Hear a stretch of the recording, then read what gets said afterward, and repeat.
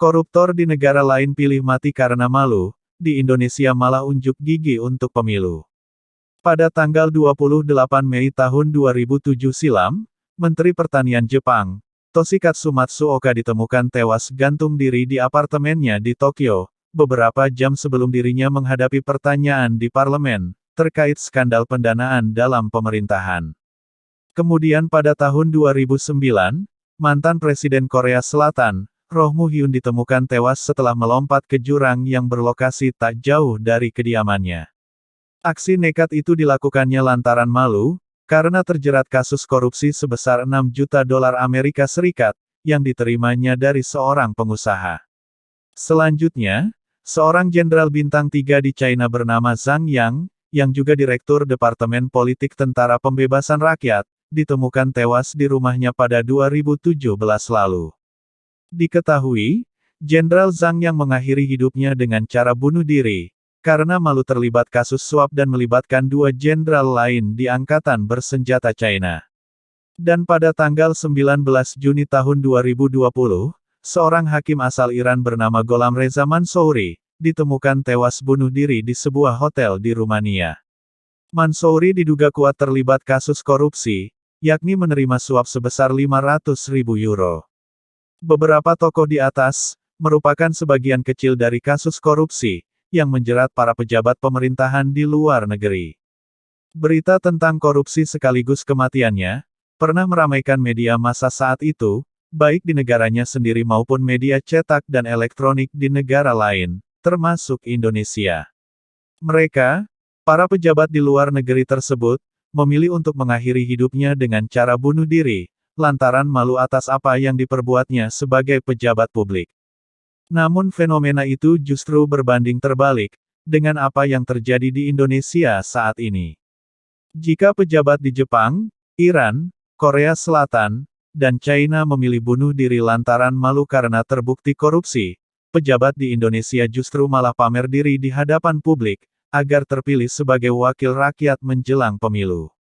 Para pejabat yang telah menjelma sebagai politikus partai politik atau parpol ini, maju sebagai calon anggota legislatif atau caleg, setelah menjalani hukuman penjara sebagai terpidana, atas kasus korupsi yang menjeratnya. Boykot caleg mantan koruptor. Menanggapi aturan yang membolehkan mantan napi kasus korupsi, maju untuk berkontestasi pada pemilu 2024, Koordinator Masyarakat Anti Korupsi atau MAKI, Boyamin Saiman, mengaku kecewa. Karena itu dirinya mengajak masyarakat untuk sadar, sekaligus memboikot dan tidak memilih caleg, yang merupakan mantan napi koruptor. Karena apa? Mereka telah berkhianat kepada rakyat dan berkhianat juga terhadap sumpah jabatannya, ujarnya kepada wartawan. Menurutnya, para pejabat itu sebelumnya telah berjanji, untuk menyejahterakan rakyat dan mematuhi segala produk undang-undang, termasuk untuk tidak korupsi. Janji itu diucapkan saat dilantik memangku jabatan. Tapi nyatanya, mereka telah melakukan korupsi. Maka ini sangat mengecewakan, ketika masih diperbolehkannya mantan napi koruptor maju caleg, jelasnya. Pengkhianatan dan hukum tumpas kelor. Tak hanya itu, Boyamin juga menilai ini adalah salah satu bentuk pengkhianatan, karena melanggar janji-janji yang telah diucapkan atas nama rakyat. Begitu juga parpol yang mengusung mantan koruptor.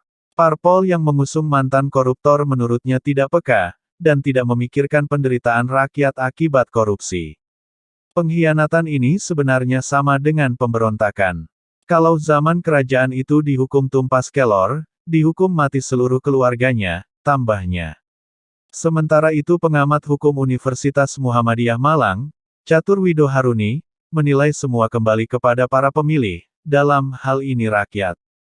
Karena itu rakyat harus cerdas dalam menentukan pilihan, dan ia mengimbau, agar rakyat tidak memilih hanya karena sekadar fanatik, terhadap salah satu parpol. Perlu melihat track record dari calon pemimpin yang ingin dipilih. Jika rakyat cerdas, maka para narapidana korupsi ini tidak akan terpilih, ucapnya. Berkaca pada Korsel, mestinya pemerintah Indonesia bisa mengikuti aturan yang ditegakkan di Korea Selatan. Undang-undang yang mengatur tentang korupsi di Korsel dinilai sangat keras, bahkan koruptor akan habis harapan hidup senangnya. Selain hukuman penjara, mereka juga akan dikenai denda yang besar atau dimiskinkan, serta penyitaan aset oleh pemerintah. Bahkan setelah berlakunya Undang-Undang Anti Korupsi tahun 2016, pemerintah dapat mengumumkan identitas para pelaku korupsi, untuk memberikan efek jera, sekaligus mencegah tindakan serupa. Tak hanya itu, pelaku korupsi juga dikenai sanksi penghapusan hak politik, termasuk hak memilih dan dipilih dalam pemilu.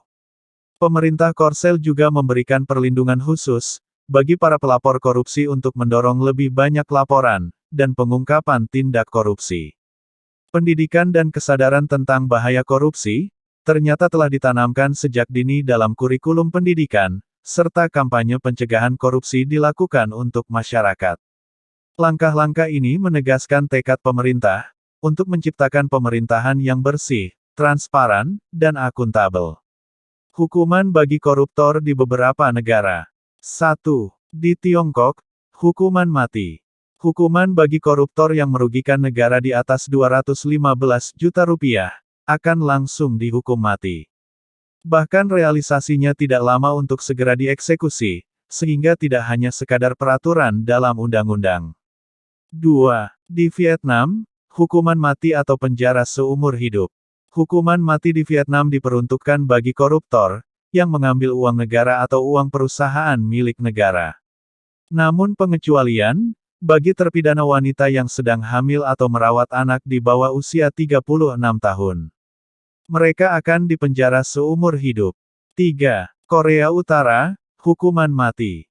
Hukuman mati bukanlah sesuatu yang asing di Korea Utara. Pemimpin Kim Jong-un menegaskan semua yang melanggar aturan di negerinya harus siap dieksekusi.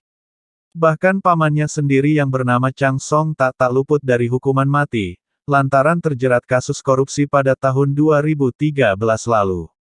4. Di Malaysia, hukuman gantung dan penjara.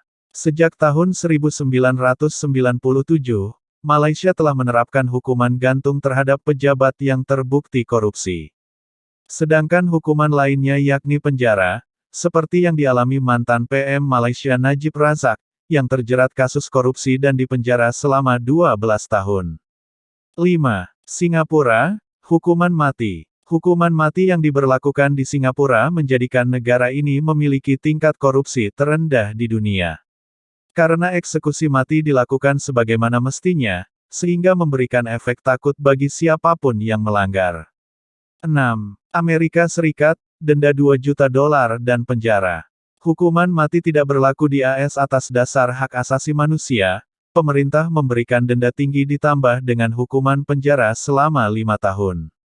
Sedangkan bagi mereka yang terjerat korupsi berat, hukumannya mencapai 20 tahun penjara. 7. Jerman, kembalikan uang dan hukuman penjara. Jerman memilih untuk mewajibkan para koruptor, mengembalikan uang negara yang dikorupsi, dengan jumlah yang sama persis. Tak hanya itu, pelaku korupsi juga menjalani hukuman penjara 5 tahun. 8. Jepang, hukuman penjara. Jepang tidak mempunyai undang-undang khusus mengenai korupsi. Negara matahari terbit itu memberlakukan hukuman penjara setidaknya 7 tahun. Namun karena budaya malu yang masih sangat kuat, tak sedikit pejabat negara yang memilih bunuh diri. 9. Korsel tak jauh berbeda dengan Jepang, koruptor yang melakukan bunuh diri juga tidak sedikit, karena korupsi dinilai seperti aib. Mereka akan dikucilkan di masyarakat, termasuk oleh keluarganya sendiri. Sementara di Indonesia, meski pengadilan telah memvonis 20 tahun penjara, namun terkadang kenyataannya tidak diterapkan hingga selesai. Biasanya mereka akan mendapatkan remisi, bahkan ada yang menjalani hukuman penjara, selama 3 atau 4 tahun doang. Bahkan tak malu untuk memamerkan diri di depan publik, untuk kembali maju sebagai caleg untuk pemilu 2024. Mereka akan tampil di tengah masyarakat dengan janji serta visi misi yang diusung demi mendapatkan suara. Apakah rakyat masih percaya? Demikianlah artikel tentang koruptor di negara lain pilih mati karena malu. Di Indonesia unjuk gigi untuk pemilu. Izinkan admin untuk mengingatkan. Jangan lupakan, dan tetaplah ingat kepada 6 pemuda beriman, pengawal ulama, yang tidak salah apa-apa, diculik, lalu disiksa dengan sadis dan kejam, kemudian dibantai tanpa belas kasihan, oleh segerombolan setan. Kasus ini dikenal sebagai kasus KM50, yaitu tragedi kemanusiaan paling biadab yang pernah terjadi di Indonesia. Senin tanggal 7 Desember tahun 2020 yang lalu. Allahu Akbar, Allahu Akbar, Allahu Akbar, Allahu Akbar, Allahu Akbar, Allahu Akbar, Allahu Akbar, Allahu Akbar.